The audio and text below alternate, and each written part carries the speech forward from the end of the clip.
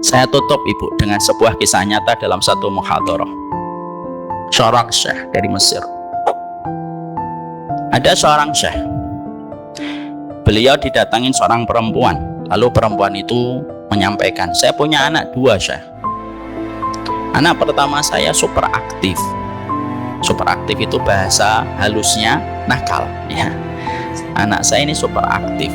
Yang berbeda anak saya yang kedua itu tenang, lembut, empatinya juga bagus. Setiap saya ngerasain sesuatu langsung dia datang.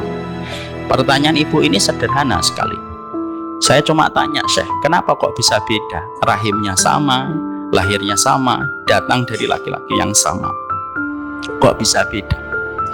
Yang menarik adalah Syekhnya lalu mengajukan izin. Boleh saya tanya pertanyaan lebih pribadi, Ibu? Silahkan, Syekh. Sekarang saya tanya, gimana kondisi ibu ketika punya anak yang pertama? Di hati suaminya ibu. Maka perempuan itu disuruh jawab jujur aja jawabannya.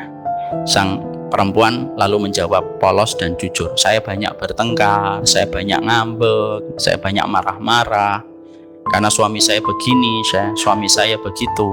Dan itulah yang saya lalui 3 tahun atau 4 tahun pertama ketika punya anak yang pertama. Kami belum ngaji, saya belum banyak mendapatkan ilmu, belum banyak mendapatkan tentang peringatan dan bagaimana hidup bersama dengan seorang suami. Dan itulah yang terjadi setiap harinya dan setiap waktunya. Syekhnya mengatakan, "Thayyib, sekarang pertanyaan yang kedua. Gimana kondisi ibu ketika memiliki anak yang kedua?" Maka sang ibu lalu menjawab dengan polos, "Saya memiliki anak yang kedua, pernikahan kami sudah beranjak ke angka 4-5 tahun. Saya sudah banyak ngaji, sudah banyak merenung, sudah mulai banyak ngurangin ngambek dalam perkara yang tidak penting. Saya berusaha untuk lebih sabar, saya lebih untuk melapangkan hati sebagaimana suami saya pun sudah mulai melapangkan hatinya, sudah mulai mengikuti kajian. Pada saat itulah saya hamil yang kedua." Maka syekhnya tersenyum. Lalu ketika beliau tersenyum, beliau berkata, "Sesungguhnya apa yang terjadi pada ibu dan suami dan apa yang ada di hati suami tentang ibu, itulah yang mempengaruhi bagaimana lahirnya seorang anak.